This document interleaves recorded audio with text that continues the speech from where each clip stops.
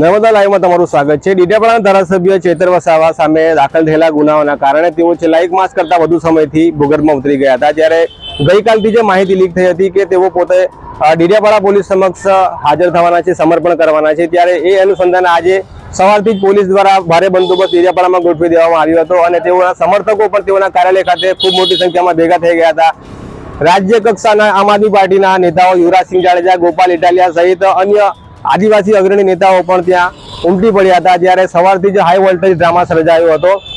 ભારે અફરાતફરી અને ખેંચાખેંચી અને ભારે ભીડ વચ્ચે તેઓએ પોલીસ મથકે જાતે જઈ પોતે આત્મસમર્પણ કર્યું છે। ત્યારે આગળની કાયદેસરની કાર્યવાહી માટે પોલીસ દ્વારા તેમને રાજપીપળા લોકલ ક્રાઇમ બ્રાન્ચ મથકે લઈ આવવામાં આવ્યા છે અને તેમની પૂછપરછ ચાલી રહી છે તેવું જાણવા મળી રહ્યું છે।